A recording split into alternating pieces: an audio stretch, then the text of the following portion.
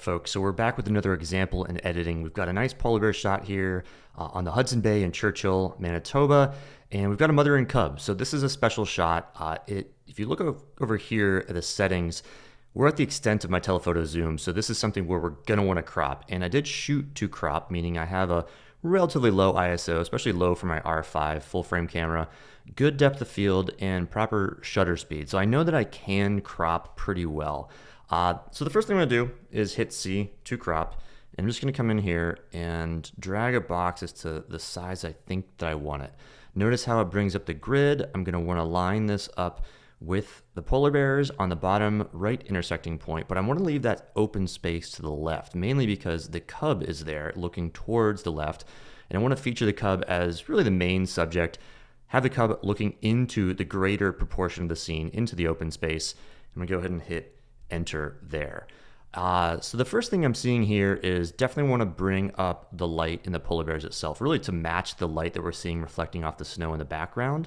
So let's go ahead and come over here, select subject, voila. I'm going to boost the shadows for starters, and notice it's not doing a whole lot. So I'll bump them up a little bit, but that's not going to be my primary lighting source. I'm really going to come over to exposure and just start. Oh yeah, that does what I want. Notice how dramatic and quick that is with just bumping the exposure to about a half a stop. Now we could go to extremes and see what it does. Obviously, way too much, of course. So anything over 1 looks very, very fake. So I'm gonna keep this around 0.5 right there, and that's pretty darn good. Because I was selecting a mask, I'm gonna hit E to get back to the main editor. And the next thing I'm going to do is I really want to look at this Kelvin. We have an interesting color temperature here where there's some nice cool blue in the snow, but then also some nice sort of orangey yellow reflecting from that sunset. So I'm going to come over here and just kind of look at what might happen if I make it a little bit more yellow. Yeah, see, I lose that blue out of the snow that I really like. Let's go the other way and make it even cooler. Yeah, I can actually get it cooler, which retains some of that yellow and the reflection. Honestly, where I shot it was about right, so I'm actually not gonna mess with that. We're gonna keep it right there. I might come over here and just bump up a little bit of the exposure of the entire scene. So because I want only small little increments, I'm just gonna hover my mouse over the exposure there and then go ahead and bump up just ever so slightly. I am setting my monitor here, you can see here, at about 70% because that's gonna be most accurate. So therefore I do wanna brighten this whole scene just a little bit. Remember, when photographing white bears and white snow, your camera is always gonna kind of botch the exposure towards the underexposed. So we have to indeed lighten. I'm just gonna do a broadcast lightening there. The next thing I'm gonna do is really think about the color. So I'm gonna come down here. I am gonna experiment with some saturation across the board. Let's just see what happens. It retains it pretty well, but you see it starts to get a little bit fake. Therefore, I'm going to bring that back down and just see what vibrance does. Vibrance is nice.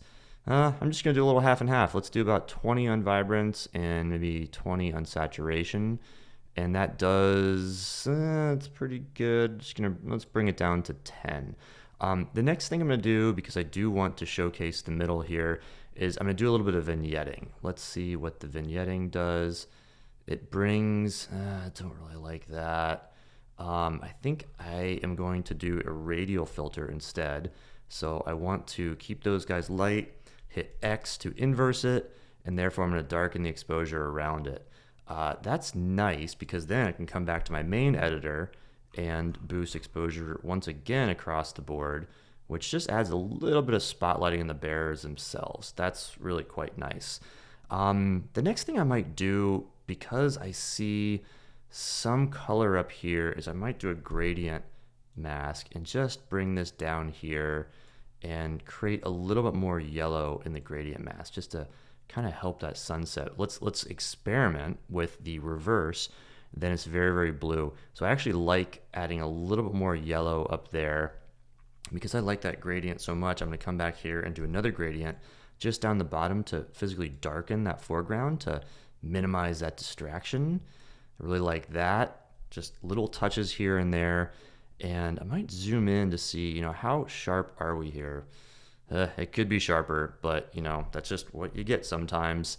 Gosh, what do I do at this point? Well, I think I'm really going to come in and start to treat the polar bears themselves. So create a new mask, do the subject, and then I'm going to boost contrast, which darkens the darks and lightens the lights. What does that do? Well, that's kind of nice. That helps add a little bit of definition.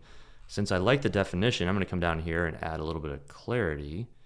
Not much, and a little bit of texture as well. I think that does turn out nicely. Then I'm going to come up here and go ahead and just do the magic dehaze filter and see what happens. Okay, dehaze does treat the whole scene quite strongly, a little too strong. I'm going to do something interesting here and add a mask, select my subject, but then hit X and do the reverse. And then now I'm going to use a dehaze filter just to kind of pop out that background a little bit. Notice if I go all the way, oh gosh, terrible. But notice on the other end, it's just very washed out. And then right in the middle, kind of still seems washed out. So I'm just going to bump that a little bit.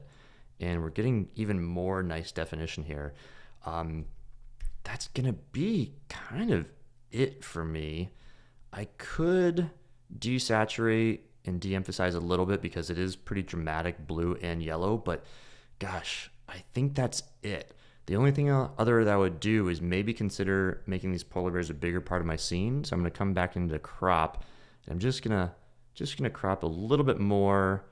And yeah, I like that. I like the little 3 stones over on the left hand side. I like putting the polar bear mother just on that right side intersecting point, and I think that's gonna be my ending photo. Okay, and there you go. Voila, example in editing with polar bears.